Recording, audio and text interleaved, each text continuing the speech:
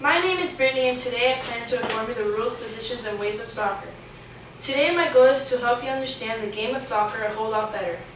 There are a lot of rules, positions, and ways of playing soccer, but they will be easy to learn with my help. Everyone knows that soccer is a sport played with feet and no hands, but there are many more rules than just that. On the sidelines and in the middle of the field stand referees with little black books full of rules. The first and most obvious rule is no hands. Soccer is played with feet, and the ball is moved up to your opponent's goal with just your feet.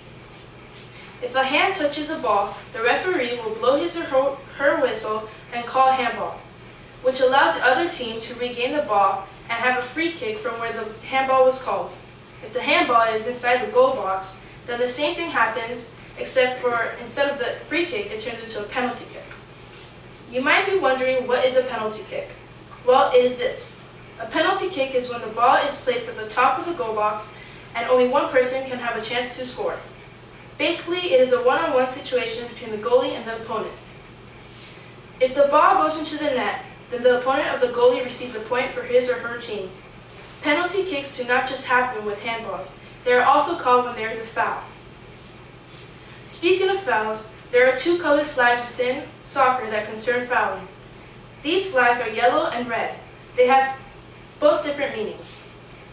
The yellow flag is called when there is a lesser foul. What happens when a yellow flag is called is that the player called for the yellow flag must come off the field until the next sub-in. Players are allowed 2 yellow flags before being told to sit out the entire game. The red flag is called when there is a dirty foul or a fight. When this is called, the player needs to come off the field until the next and sit out for the rest of the game.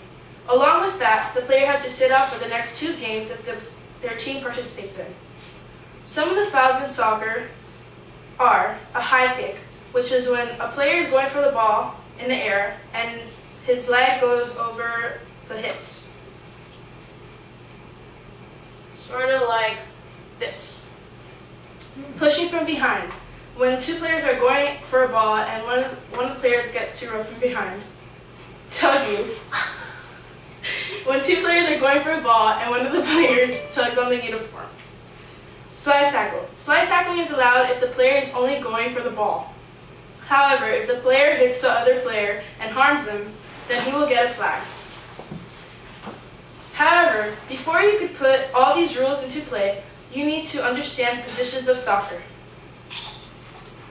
Starting from the top are forwards. The main goal of forward is to score. The middle has 3 midfield players. The main goal of midfield players is to get the ball up to the forwards or to score. They also need to be there for the defenders and for the forwards in case either are stuck and need help. The back has 4 defenders. The defenders defend the opponents from scoring. They defend the goal. And last is the goalie.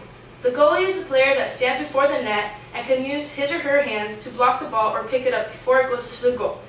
They try to prevent the other team from scoring. Now that you know some rules, fouls, and positions, you are ready to play soccer. I hope that with this presentation, you are not only informed about soccer, but also inspired to play. Now get out there and play, but remember, no fouling.